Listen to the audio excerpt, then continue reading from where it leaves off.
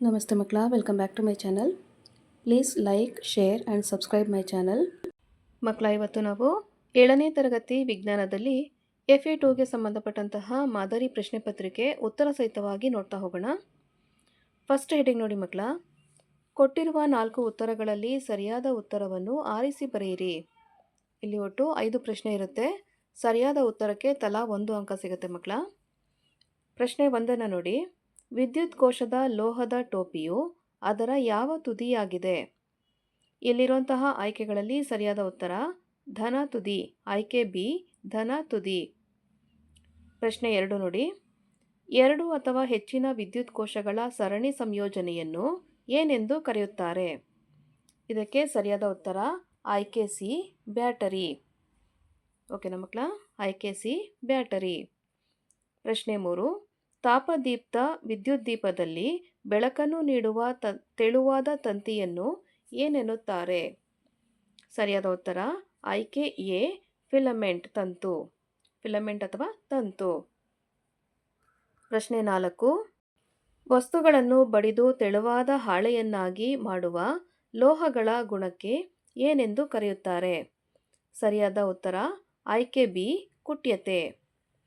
ಪ್ರಶ್ನೆ 5, ಕೊಠಡಿಯ ಉಷ್ಣತೆಯಲ್ಲಿ ದ್ರವ ಸ್ಥಿತಿಯಲ್ಲಿರುವ ಏಕೈಕ ಲೋಹ ಯಾವುದು?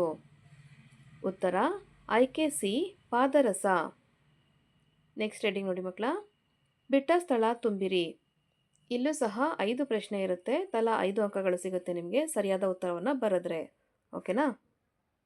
ಪ್ರಶ್ನೆ 6 ನೋಡಿ, ವಿದ್ಯುತ್ ಮಂಡಲವನ್ನು ಪೂರ್ಣಗೊಳಿಸುವ ಅಥವಾ ಕಡಿತಗೊಳಿಸುವ ಸರಳ ಸಾಧನವೇ ಡ್ಯಾಶ್ ಅಂತ ಕೊಟ್ಟಿದ್ದಾರೆ. ಇದಕ್ಕೆ ಸರಿಯಾದ ಉತ್ತರ ಸ್ವಿಚ್ ಅಥವಾ ಒತ್ತುಗುಂಡಿ. ಏನು ಮಕ್ಕಳ? ಸ್ವಿಚ್ ಅಥವಾ ಒತ್ತುಗುಂಡಿ. ಪ್ರಶ್ನೆ 7, ತಮ್ಮ ಮೂಲಕ ವಿದ್ಯುತ್ ಪ್ರವಹಿಸಲು ಬಿಡದ ವಸ್ತುಗಳನ್ನು ಡ್ಯಾಶ್ ಎನ್ನುವರು? ಉತ್ತರ ನಿರೋಧಕಗಳು ಅಥವಾ ದುರ್ಬಲ ವಾಹಕಗಳು. ತಮ್ಮ ಮೂಲಕ ವಿದ್ಯುತ್ ಪ್ರವಹಿಸಲು ಬಿಡದಂತಹ ವಸ್ತುಗಳನ್ನು ನಿರೋಧಕಗಳು ಅಥವಾ ದುರ್ಬಲ ವಾಹಕಗಳು ಎನ್ನುವರು.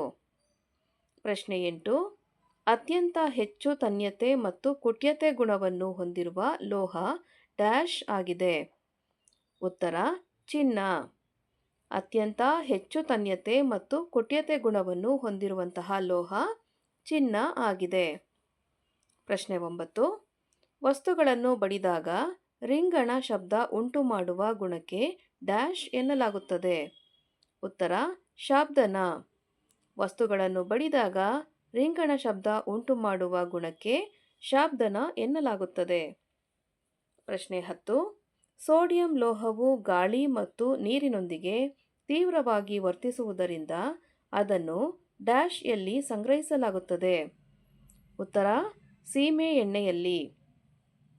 ಸೋಡಿಯಂ ಲೋಹವು ಗಾಳಿ ಮತ್ತು ನೀರಿನೊಂದಿಗೆ ತೀವ್ರವಾಗಿ ವರ್ತಿಸುವುದರಿಂದ ಅದನ್ನು ಸೀಮೆ ಎಣ್ಣೆಯಲ್ಲಿ ಸಂಗ್ರಹಿಸಲಾಗುತ್ತದೆ.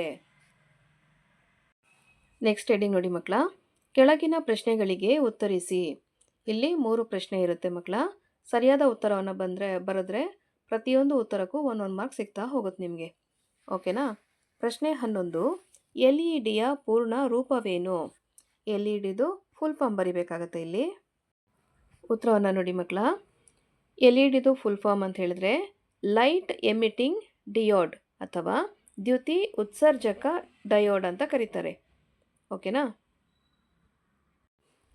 ಪ್ರಶ್ನೆ 12, ಲೋಹಗಳಿಗೆ 2 ಉದಾಹರಣೆಗಳನ್ನು ಕೊಡಿ.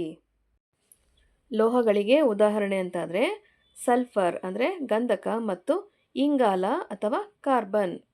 ಸಲ್ಫರ್ ಮತ್ತು ಇಂಗಾಲ ಅಥವಾ ಗಂಧಕ ಹಾಗೂ ಕಾರ್ಬನ್. ಪ್ರಶ್ನೆ 13, ಮೆಗ್ನೀಷಿಯಂ ರಿಬ್ಬನ್ ಗಾಳಿಯಲ್ಲಿ ಉರಿದಾಗ ಸಿಗುವಂತಹ ಬೂದಿಯ ಹೆಸರೇನು? ಉತ್ತರವನ್ನು ನೋಡಿ ಮಕ್ಕಳ, ಮೆಗ್ನೀಷಿಯಂ ಆಕ್ಸೈಡ್. ಮೆಗ್ನೀಷಿಯಂ ರಿಬ್ಬನ್ ಗಾಳಿಯಲ್ಲಿ ಉರಿದಾಗ ಸಿಗುವಂತಹ ಬೂದಿಯನ್ನು ಮೆಗ್ನೀಷಿಯಂ ಆಕ್ಸೈಡ್ ಎಂದು ಕರೆಯುವರು. ಓಕೆ. ನೆಕ್ಸ್ಟ್ ಹೆಡಿಂಗ್ ನೋಡಿ, ಕೆಳಗಿನ ಪ್ರಶ್ನೆಗಳಿಗೆ 2 ಅಥವಾ 3 ವಾಕ್ಯಗಳಲ್ಲಿ ಉತ್ತರಿಸಿ. ಇಲ್ಲಿ 2 ಪ್ರಶ್ನೆ ಇರುತ್ತೆ. ಸರಿಯಾದ ಉತ್ತರವನ್ನು ಬರೆದ್ರೆ 2 ಕಂಪ್ಲೀಟ್ ಅಂಕಗಳು ನಿಮಗೆ ಸಿಗುತ್ತೆ. ತಲಾ 2 ಅಂಕಗಳು ಮಕ್ಕಳ. ಓಕೆನಾ.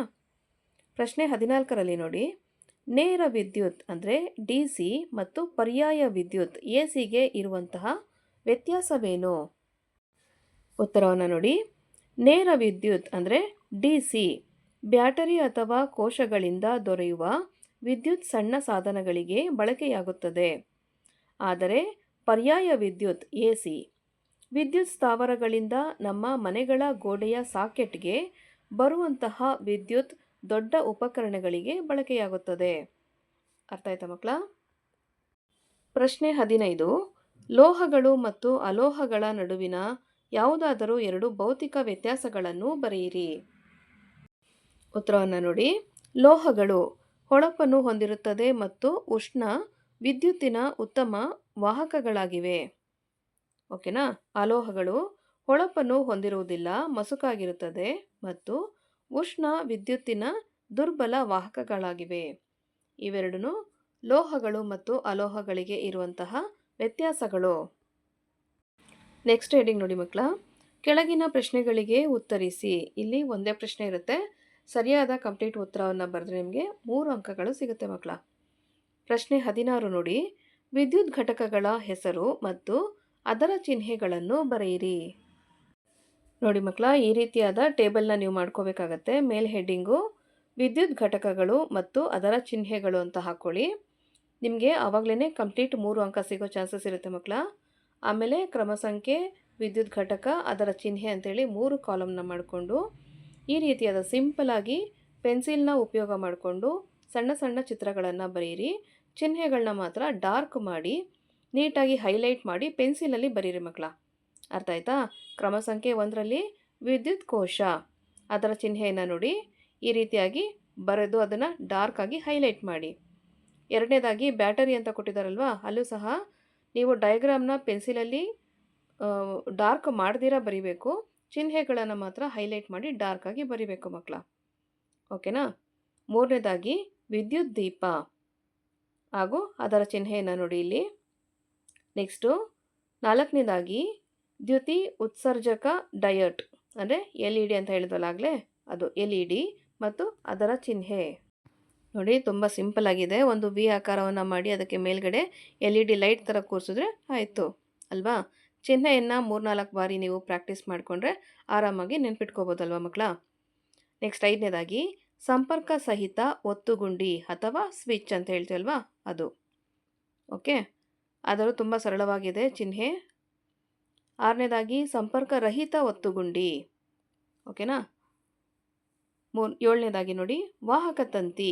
ಇದು ಒಂದು ಜಸ್ಟ್ ವೈರ್ನ ಬಿಡಿಸ್ಬಿಟ್ಟು ಅದಕ್ಕೆ ರೆಡ್ ಕಲರಿಂದ ನೀವು ಕ್ರಯಾನ್ ಅಥವಾ ಪೆನ್ಸಿಲ್ನಿಂದ ಹೈಲೈಟ್ ಮಾಡಿದ್ರೆ ಮುಗೀತು. ರೈಟ್? ಚಿಹ್ನೆಗಳನ್ನ ಮಾತ್ರ ಚೆನ್ನಾಗಿ ನೋಡಿ ನೆನ್ಪಿಟ್ಕೊಂಡು ಅದ್ರ ಮುಂದೆ ಬರೆಯುವಂಥದ್ದು ಮಕ್ಕಳ. ಇಲ್ಲಿಗೆ 7ನೇ ತರಗತಿಯ ವಿಜ್ಞಾನದಲ್ಲಿ FA2ಗೆ ಸಂಬಂಧಪಟ್ಟಂತಹ ಮಾದರಿ ಪ್ರಶ್ನೆ ಪತ್ರಿಕೆ ಉತ್ತರ ಸಹಿತವಾಗಿ ಮುಕ್ತಾಯಗೊಂಡಿದೆ ಮಕ್ಕಳ. ಈ ಒಂದು ವಿಡಿಯೋ ನಿಮಗೆ ಇಷ್ಟ ಆದಲ್ಲಿ ದಯವಿಟ್ಟು ನಮ್ಮ ಚಾನಲ್ನ ಲೈಕ್ ಮಾಡಿ, ಶೇರ್ ಮಾಡಿ, ಸಬ್ಸ್ಕ್ರೈಬ್ ಮಾಡಿಕೊಂಡು ನಾವು ಹಾಕುವಂಥ ಎಲ್ಲ ವಿಡಿಯೋನ ನೋಡ್ತಾ ನಮ್ಮನ್ನು ಎನ್ಕರೇಜ್ ಮಾಡ್ತಾ ಹೋಗಿ ಮಕ್ಕಳ. Thank you for watching. Bye bye.